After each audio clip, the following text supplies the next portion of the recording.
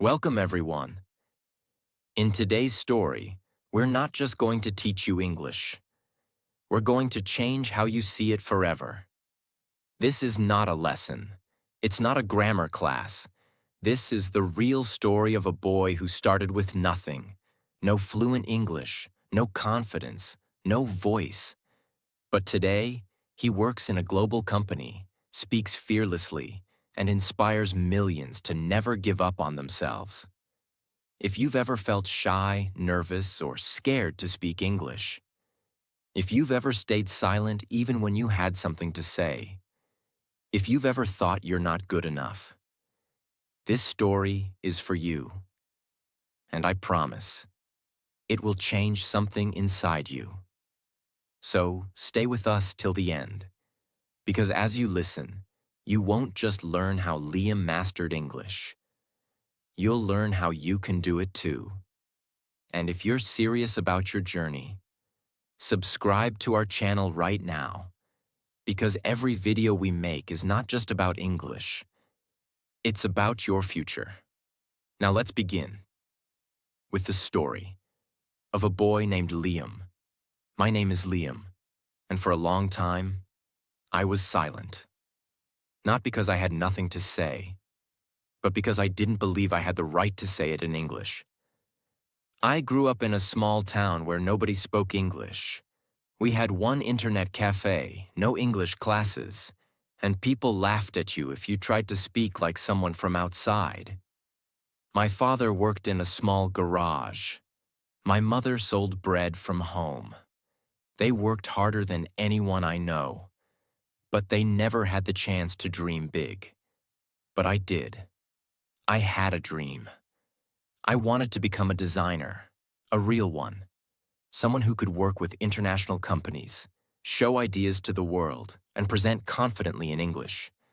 But every time I tried to speak, my throat closed, my heart raced, my mind said, "You're not ready, you're not enough, stay quiet." This is the story of how I broke that silence. This is the story of how I trained my mouth, changed my mind, and rebuilt my voice. Word by word, day by day. Not perfectly, but powerfully. If you've ever been afraid to speak in English, I know your pain, but I also know your power. So let me take you back to the beginning. Part 1.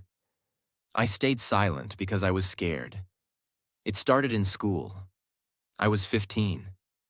One day, the English teacher pointed at me and asked me to read a sentence from the book. I knew the words. I could read them in my head. But my mouth refused to open. I looked at the page, then at her, then at the class. And then I said nothing. People laughed. Someone said, "He doesn't know English." But the truth is, I did. I just didn't know how to speak it out loud. That day, I made a decision. Not on purpose, but deep inside. I decided, it's safer to be silent. From that moment, every English class felt like torture. I avoided eye contact. I prayed the teacher wouldn't ask me. And when someone asked me a question in English, I just nodded or smiled. But the silence didn't end at school. It followed me everywhere. In shops, I avoided speaking to tourists. Online, I never joined English chats. At home, I stayed quiet, even though my dreams were screaming inside me. One night, I watched a YouTube video of a guy presenting a design to a client. He spoke fluent English. He explained everything with confidence. He smiled. He belonged. I paused the video and just sat there. Because I knew I could make designs like that, but I couldn't speak like that. And that broke me.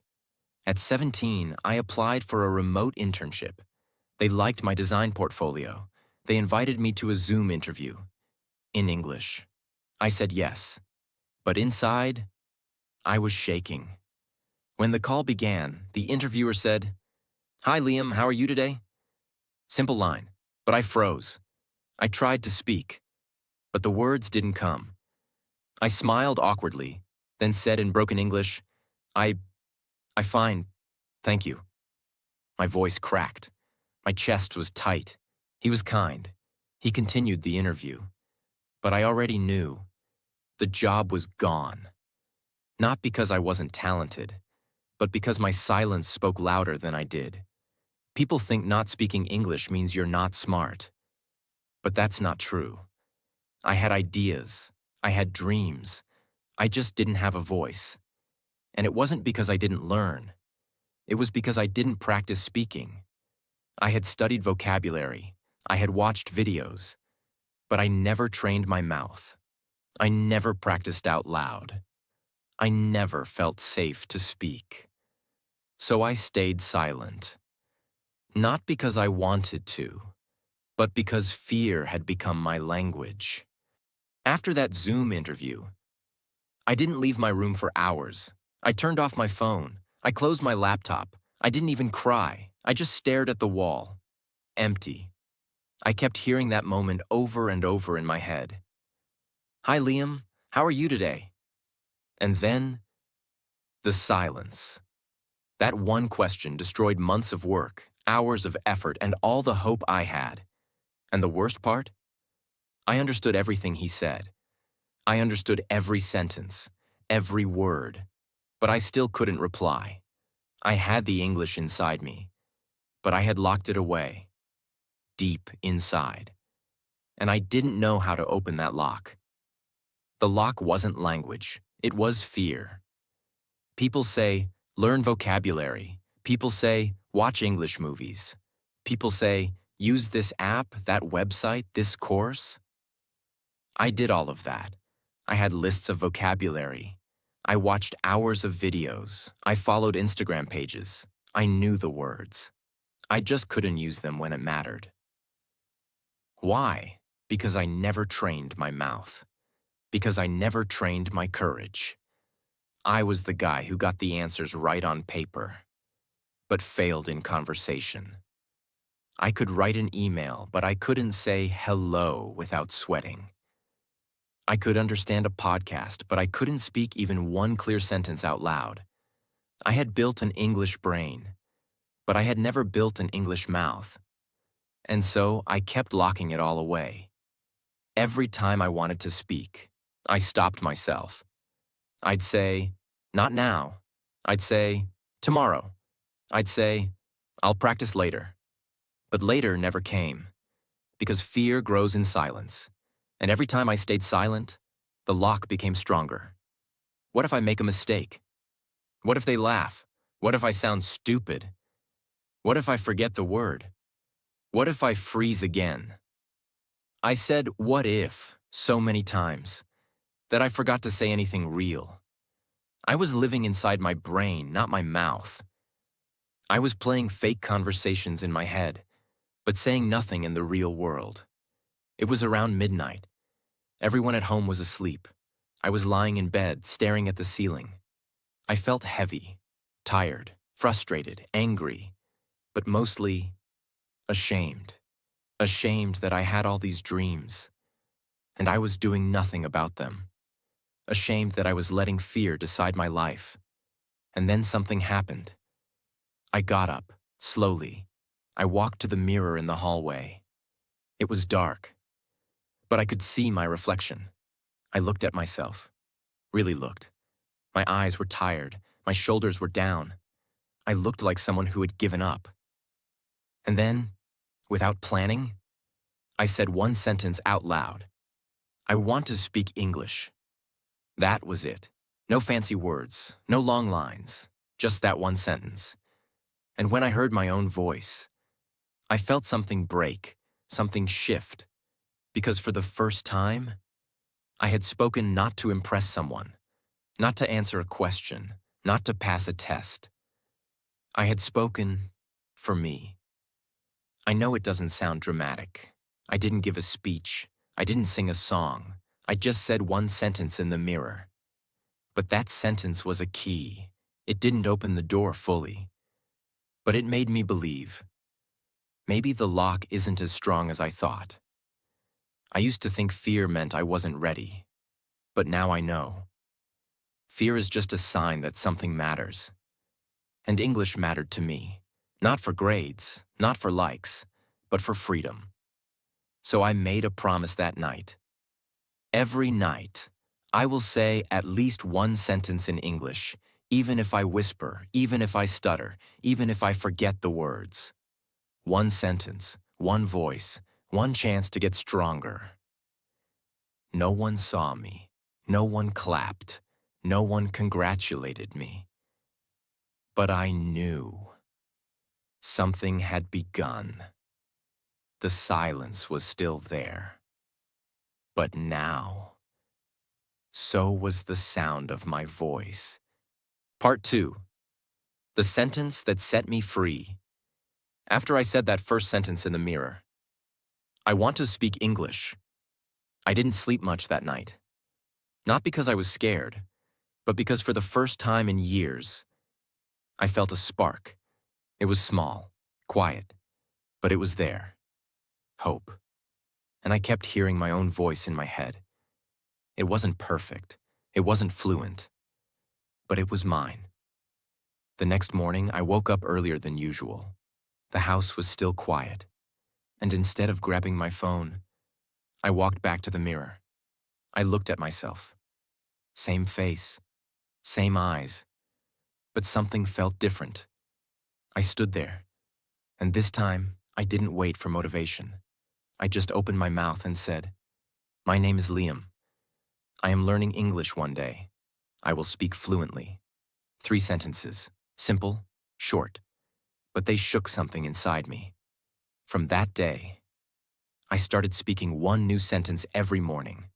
Not for YouTube, not for school, not for a test, but for me. I didn't care if the grammar was perfect. I didn't care if the pronunciation was correct. I just wanted my voice to stop being afraid. Here's what my first week looked like. Day 1. I want to speak English. Day 2. I believe in myself. Day 3. My English is getting better. Day 4. I'm not afraid to try. Day 5. I can talk about my day. Day 6. It's okay to make mistakes. Day 7. I will not stay silent anymore. That last one made me cry. Because I knew this wasn't about English anymore. This was about me. Choosing to exist. Choosing to be heard. Most people try to speak English by thinking, but I had already done too much thinking. I needed to do the opposite. I needed to train my mouth. So here's what I did, and it changed everything. 1. Mirror speaking. 5 minutes every morning. I stood in front of the mirror. I looked at myself in the eyes, and I said, "Good morning. Today, I will try to do." Even if I didn't know the words, I tried.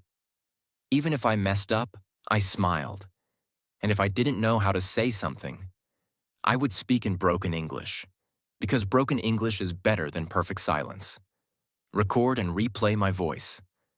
I took my phone, opened the recorder, and I said one sentence out loud. Then 2. Then 5. Then I played it back. And I listened. Not to judge myself, but to recognize myself. It was weird at first. Hearing your own voice always feels strange. But over time, it became familiar. And then, beautiful. One shadowing exercise per day. I picked one short English video. Could be a TED Talk or an English conversation. I paused every sentence and repeated after it. I copied the tone, the rhythm, the pauses, like a singer practicing a song. At first I was slow, but slowly. I started flowing. Speak to one object in my room. Yes, I know it sounds funny, but I picked one object in my room, like a chair or a notebook, and I spoke to it. Hello, notebook. Today, I feel tired. Hello, chair. I have a dream. Hello, mirror. I want to change my life. It wasn't about the object. It was about building courage. I had been scared of people, so I started with things, and slowly, the fear disappeared. I was in the kitchen. My younger brother was playing a YouTube video. It was in English. Usually, I would ignore it. But this time, I stopped and listened. And without even thinking, I repeated the line out loud. Then another one, and another one. I wasn't afraid. I wasn't perfect. But I felt free. That's when I knew. Something inside me had changed.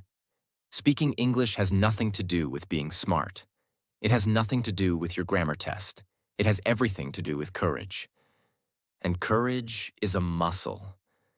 The more you use it, the stronger it gets. And every small sentence I spoke was like lifting a small weight. And over time, I became strong. I still hadn't spoken in front of people. I still hadn't given a full answer in a real conversation. I still hadn't shown the world who I was. But now, I had a voice. And I wasn't afraid of it anymore. The sentence didn't make me fluent. It didn't make me perfect. But it made me believe. And that belief set me free. Part 3. I trained my mouth, not my grammar. After 2 weeks of whispering sentences in the mirror, something strange happened. I started missing my practice. It wasn't a task anymore. It wasn't homework. It became a part of me. Every morning, my feet walked to the mirror before my mind even woke up. It became a habit, a small daily conversation with myself.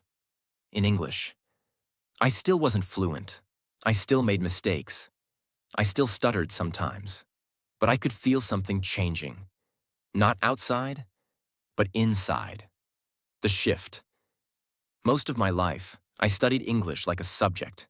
I memorized words. I circled correct answers. I passed tests. But I never learned to speak. I never trained to express. I never practiced to perform. Because schools train your brain.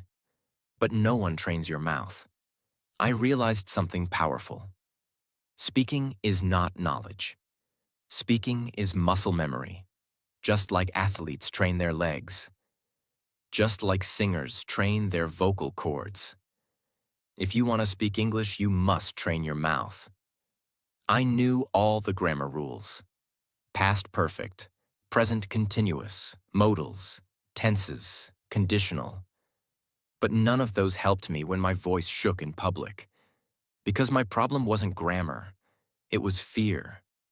Lack of muscle memory, lack of confidence, lack of real daily speaking. So I made a decision. From now on, no more grammar books, no more memorizing for perfection. I would train my mouth every single day until it stopped shaking. I didn't tell anyone. I didn't post on social media. I didn't need motivation. I needed results. I created a simple system, one that changed my life forever. I stood in front of the mirror, no phone, no distractions. I made eye contact with myself. I treated the reflection like another person, and I began, "Good morning. How are you today? What are your plans?" It felt awkward, but I smiled. I spoke slowly. I opened my mouth more than usual. I focused on movement. Because speaking is physical, and I needed to teach my mouth how to move again. Next, I picked one English sentence from a movie, podcast, or TED Talk. Example: success doesn't come from what you do occasionally. It comes from what you do consistently. I listened. I wrote it down. Then I recorded myself saying it out loud, 5 times in a row. Play, pause, repeat. Listen to my own voice. Fix the flow, train the rhythm. No one else needed to hear me. I was building muscle, building confidence, building rhythm. Every day I chose one simple topic. What did I do yesterday? My favorite food. A memory from school. My future dreams. Then I spoke about it, in English, for 2 minutes minimum. Even if I stuttered, even if I paused, even if I forgot words. If I didn't know the word for something, I explained it in another way. This taught me how to survive in conversation, not just memorize lines. Before sleeping, I did a final whisper practice. No energy, no pressure, just me and my thoughts, in English. Even if I was tired, I would say one or two simple sentences like, "Today I practiced well. I'm getting better slowly. Tomorrow I will try again." That bedtime voice became my daily goodbye to fear. I didn't become fluent overnight. But after 30 days, I could speak without panic. I could speak without whispering. I could speak without feeling like a fraud. One day, something unexpected happened. My cousin came to visit. We were sitting in the living room. He asked me, "Have you watched this new English movie?" I nodded. Then, without thinking, I started talking about the story, in English. Not perfectly, but naturally. He looked at me, surprised. He said, "When did you start speaking like this?" And I smiled, because I knew. It wasn't magic. It wasn't a course. It wasn't a miracle. It was mouth training, daily, honest, alone, in silence. And now, I was speaking. Not for them. For me. If you're watching this video right now, let me tell you the truth. You do not need better grammar. You need mouth training. You need real sentences, real practice, real repetition. Your brain already knows English, but your mouth doesn't trust you yet. So teach it, train it, talk, whisper, stumble, pause, but do it every single day. And I promise you, your voice will return. I had spoken in front of the mirror. I had spoken to myself. I had spoken to my phone. But I had never spoken in front of a group. I had never stood up in public and said something in English with eyes watching me. And deep inside, that fear was still there, waiting, whispering, "What if you freeze again? What if they laugh? What if you fail again?" And then one day, the opportunity came. It was a simple presentation in class, just 60 seconds, just one topic. But it was enough to shake my hands, enough to remind me of every moment I stayed silent before. I stood up. I walked to the front. My legs felt heavy, my chest tight. My name was called. And I opened my mouth. It was a Thursday. The air in class felt heavy that morning, like something big was about to happen. Our teacher stood in front of us and said, "Tomorrow, each of you will give a short talk in English." My heart dropped. I tried to act normal, but inside, I was frozen. I felt it immediately. The old fear. It came back fast, like a wave. My chest tightened. My palms began to sweat. That voice in my head started again. "You can't do this. You'll freeze. They'll laugh." That night, a storm inside me. I walked home slowly. The whole world felt louder than usual. My thoughts were screaming. My breathing was shallow. I couldn't eat properly. I sat at the dinner table staring at my plate. My mom asked, "Is everything okay?" I smiled. "Yeah, just tired." But I wasn't tired. I was terrified. That night I didn't sleep. I stared at the ceiling again. The same ceiling I had stared at weeks ago, when I couldn't even say one sentence. But now, something was different. I wasn't just afraid. I was also ready. At 2:13 a.m., I got out of bed. I stood in front of my mirror. I looked at myself, just like I had on day one. I saw the same eyes, but not the same person. And I whispered, "You've trained for this. You're not silent anymore. They're not enemies. They're just people. You have a voice now. Use it." And then I said my lines, the ones I would say the next day, again and again and again. My mouth still shook, but it didn't close. That was enough for me. The next morning, my hands were cold. My stomach felt empty, even after breakfast. We reached school. Everyone was nervous. People were flipping notebooks, repeating sentences, whispering to themselves. I just sat quietly, not because I was calm, but because I was preparing for war. The teacher called out the first name, then another, and then I heard it. Liam. I stood up. My legs felt like they weighed 100 pounds. I walked slowly to the front of the class. My teacher smiled. The students were watching. Some leaned back. Some were scrolling their phones. But I noticed one thing. Everyone was silent. I had been scared of that silence for years. But this time, I was standing inside it. I looked up and I said, "Good morning. My name is Liam." My voice cracked slightly. But it came out. It came out. I paused. Then I breathed. Then I continued. Today, I want to talk about my journey with English. Someone raised their eyebrows. Someone whispered, "Oh, okay." But I ignored everything, except my next sentence. For many years, I was scared of this language. I thought if I made a mistake, people would laugh. So I stayed silent. I could hear my heartbeat in my ears, but I kept going. I said, "But silence is heavier than any mistake. It doesn't protect you, it traps you." And I got tired of hiding. One girl looked up from her desk. A boy in the corner sat forward slightly. I could feel the room shifting. So I started speaking one sentence a day, to the mirror, to myself, to no one. And slowly, my silence turned into sound. I ended with, "I'm not fluent. I'm still learning, but I'm not silent anymore." Then I said, "Thank you."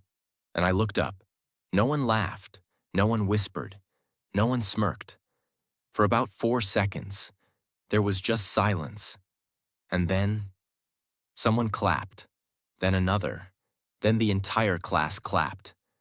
Not because it was a perfect speech. Not because it was advanced English. But because they knew.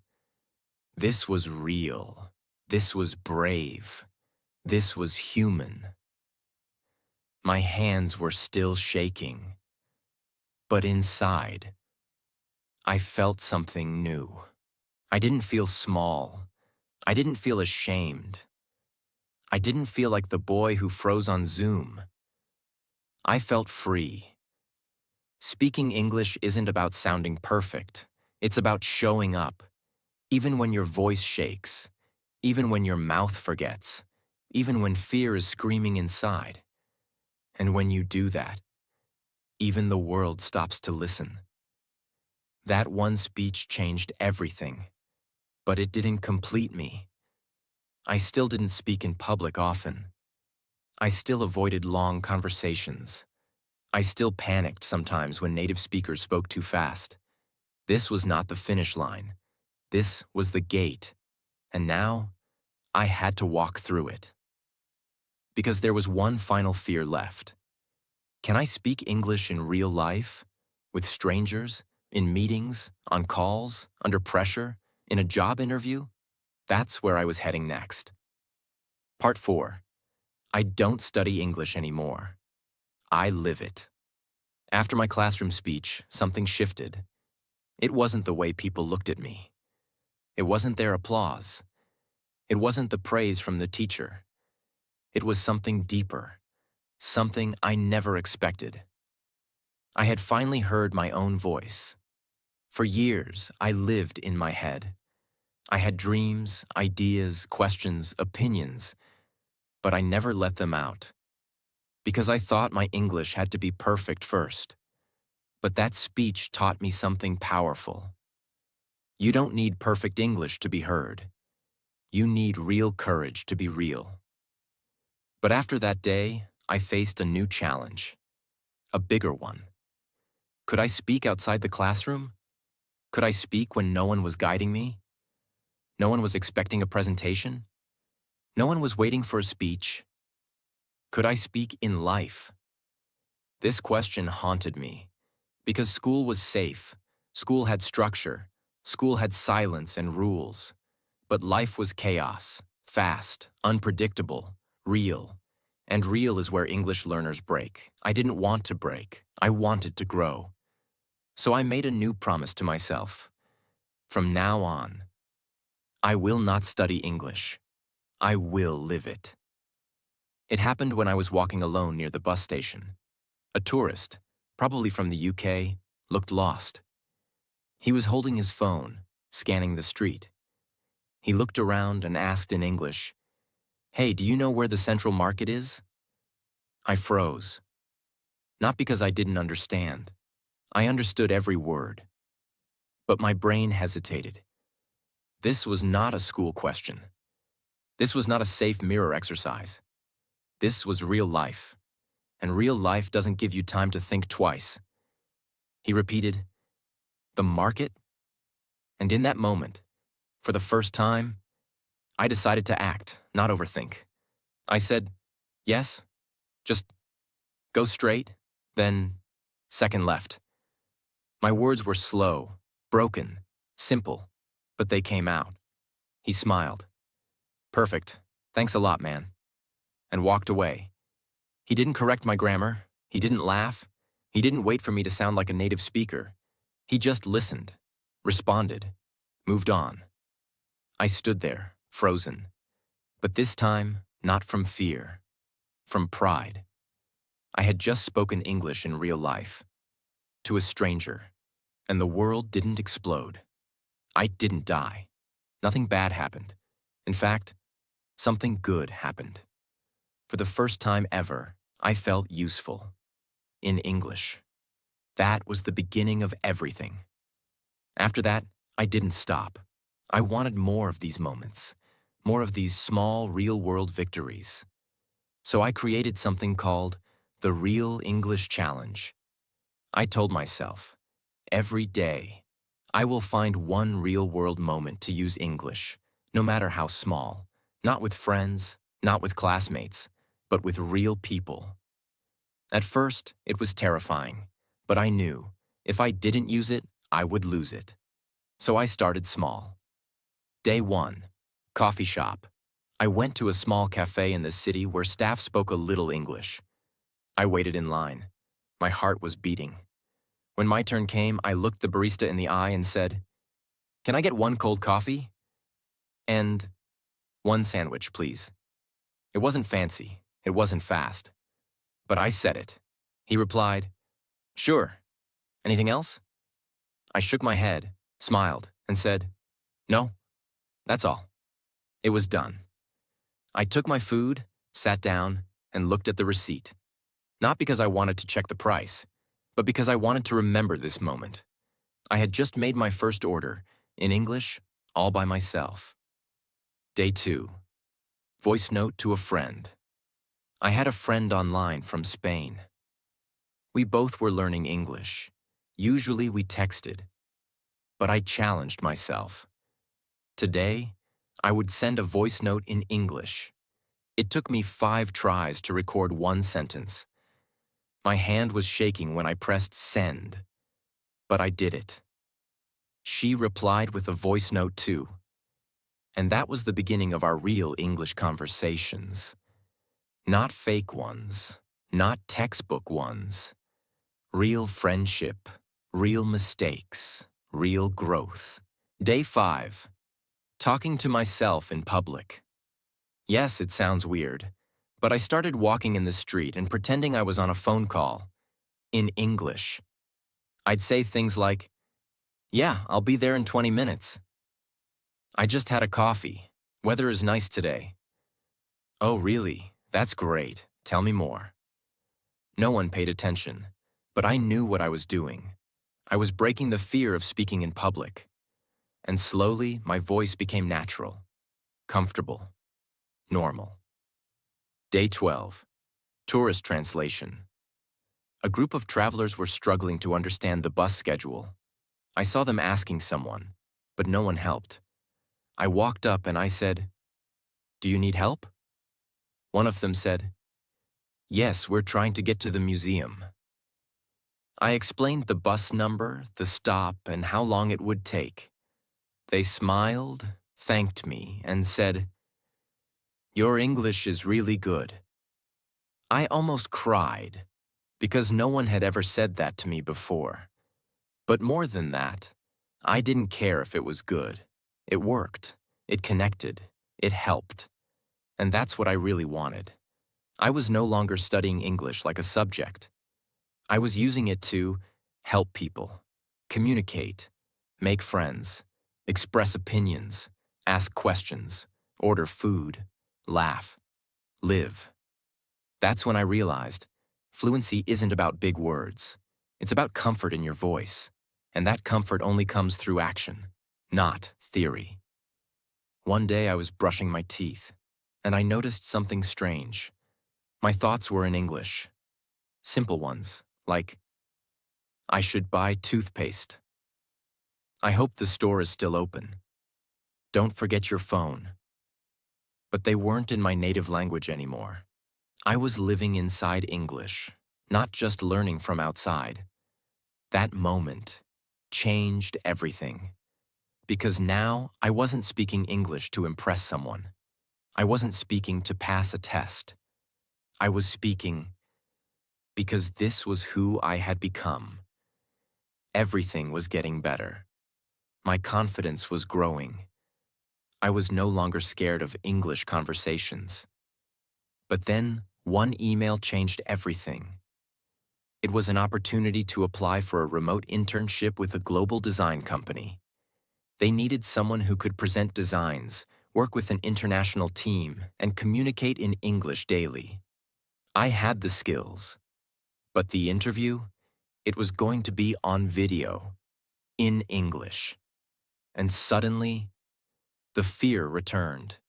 But I wasn't that boy anymore. The one who froze, the one who ran, the one who hid. Now I had a voice, and it was time to use it for something that could change my life. The job interview was just days away, and I was about to face my biggest test yet. Not a grammar test, not a pronunciation challenge, but a test of everything I had built. From silence, from fear, from effort, from belief. When I got that email, I didn't smile. I didn't jump. I didn't scream or celebrate. I just stared at the screen. Because I knew what this meant. It meant my time had come. No more mirror practice. No more pretending I was ready. No more small conversations. This was real. This was big. This was everything I had dreamed of. A real interview, in English, for a remote internship at a global design company. And the video call was scheduled for Friday. I had 4 days, just 4 days, to prepare for something that might change my entire life. And yes, I was scared, but I wasn't the same Liam I used to be. I was scared, but ready. Day 1, strategy begins. That night, I sat with a notebook and wrote a single sentence at the top of the page. What will they ask me, and how will I answer? Then I imagined every possible question they could ask in the interview. I didn't Google a list. I didn't copy answers from the internet. I used my own mind, my own understanding. Here's what I came up with. Tell us about yourself. Why did you apply for this internship? What kind of design work do you enjoy? Have you ever worked in a team before? What are your strengths? What are your weaknesses? Where do you see yourself in 5 years? Are you comfortable working in English? I wrote each one down on a separate page. Then I wrote my answers. Slowly. In simple English. No fancy words. No overthinking. Just honesty. But writing wasn't enough. I had to speak. So I stood in front of the mirror, opened my phone's voice recorder, and started practicing. One answer at a time. Again and again and again. And after each recording, I listened. I didn't hate my voice anymore. I just observed it. I fixed my speed. I repeated words I didn't pronounce well. And every time I made a mistake, I just started again. This time, I was not practicing to impress. I was practicing to stay calm, focused, and honest under pressure. Day 2. Building fluency under pressure. I knew the biggest challenge wasn't the words. It was the pressure. The moment when fear grabs your throat and even the words you know disappear. So I created a new practice technique. Answer under countdown. I set a 5-second timer. I looked at a question, and when the timer ended, I had to start answering. No time to think, no time to prepare. Just speak. Whatever comes out. It was difficult. At first I paused too much. I said, too many times. I forgot what I was saying mid-sentence, but I kept going. Because this was the reality of interviews. They don't wait. They don't slow down for you. You have to show up with your truth, even if it's not perfect. Day 3. Real practice with a stranger. On day 3, I did something I had never done before. I booked a free mock interview with the trainer online. It was a 20-minute Zoom session where they pretend to be an interviewer and ask you real questions. In English. It cost nothing, but it would cost me everything emotionally. Because I knew this would be raw, this would be real, this would be uncomfortable. And it was. The woman on the screen smiled and said, "Hello, Liam. We'll begin now." My voice shook. She asked, "Tell me about yourself." And suddenly, my mind went blank. I had practiced this question 100 times. But still, I froze. I took a breath and said, "My name is Liam. I am a designer. I learning English and I want to grow. I work hard." I messed up grammar. My words were slow. My confidence dropped. But she didn't stop me. She said, "Great, keep going." And I did. By the end of the mock interview, I had answered all questions. Not perfectly, but I had finished. And the trainer smiled again and said, "You have potential, Liam. You're honest. That matters more than big words." I closed the laptop and exhaled. I had failed the fake interview, but I had passed something more important. The fear of trying. Day 4. Silence before the storm. The night before the interview, I didn't touch my phone. I didn't open Instagram. I didn't watch any videos. I just sat alone and reflected. I reminded myself why I started, where I came from, what I had overcome, and who I had become. I wasn't that boy who stayed silent anymore. I was a speaker, a dreamer, a doer, and tomorrow, I would show that, even if I failed. Because failure in English doesn't hurt like silence. Silence kills your dreams slowly. Mistakes? They make you stronger. So I slept early. No fear, no panic, just purpose. The interview day, Friday morning, 9:47 a.m. The interview was at 10 a.m. I had shaved, combed my hair, set up my laptop, cleaned my background, wore a simple blue shirt. My heart was calm, but fast. I checked everything twice. Camera, microphone, internet, 9:59 a.m. I sat in front of the screen staring at the Zoom link. 10 o'clock, I clicked Join Meeting. The screen blinked, and suddenly, there they were, 2 people, 1 woman, 1 man, both smiling. The woman spoke first. "Hi, Liam. Thank you for joining. Can you hear us okay?" And right there, in that one moment, I faced the ghost of my past. Because years ago, I had heard the same line. And I froze. But now, I smiled back and said, "Yes, I can hear you clearly. Thank you so much for the opportunity." And from that moment on, I didn't stop speaking. They asked me about my work. I told them how I design, why I design, how I use feedback, what I'm learning now. They asked me about teamwork. I shared my small group projects in school, how I listen, how I handle conflict. They asked about my goals. I said, to grow as a designer and as a communicator. They asked, are you comfortable working in English daily? I smiled. I said, I won't say I'm perfect, but I speak every day. I learn every day, and I am not afraid anymore. They nodded, and one of them, the man, said something I'll never forget.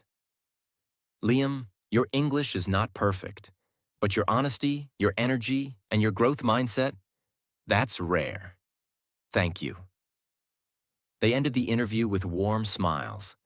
I closed the laptop, and for the first time in my life, I cried. Not because I failed, but because I had faced everything that used to break me. And I had spoken through it. People don't want your perfect English. They want your real presence. They want your voice, your clarity, your effort, your truth. The world doesn't belong to the fluent. It belongs to the brave.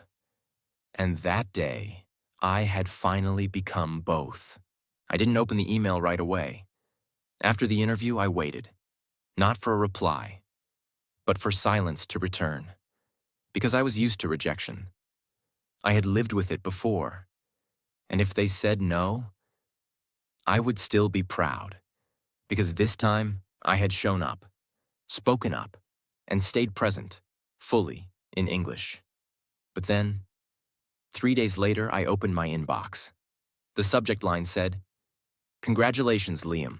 You're selected." I didn't jump. I didn't scream. I didn't shout or dance. I just sat there, quietly, and let the tears fill my eyes. Not because I was shocked, but because I was ready. Not just for the job, but for the life that was now opening up to me.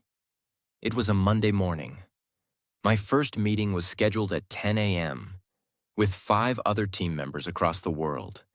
People from Germany, Brazil, Canada, and South Korea. All of them spoke fluent English. And now? So would I. I logged in. My camera was on. My mic was working. They smiled. And someone said, "Hey, Liam, welcome to the team." And I replied, "Thank you. I'm really happy to be here." That sentence, it was short. But for me, it was louder than a speech because I wasn't speaking English to learn. I was speaking English to live. In the next few weeks, I learned something powerful. English was no longer a task. It had become my tool, not something I studied, something I used every single day. I was speaking in team meetings, daily emails, feedback calls, brainstorming sessions, design presentations, chat groups. And the most beautiful part?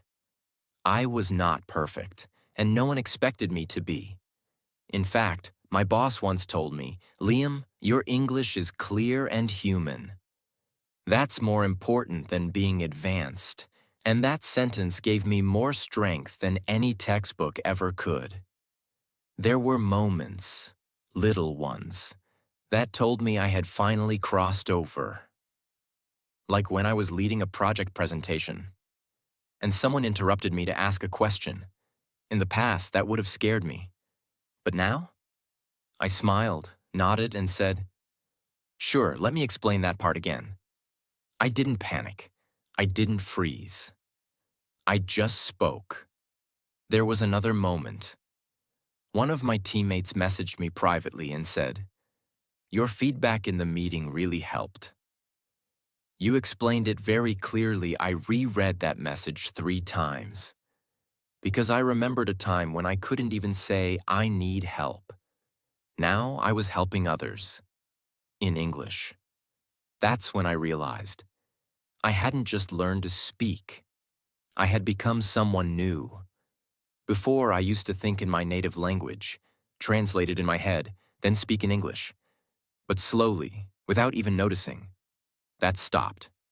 I was now thinking in English, feeling in English, responding in English, writing in English, dreaming in English.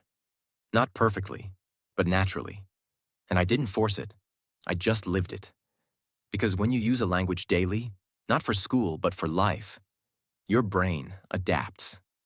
It starts to feel like home.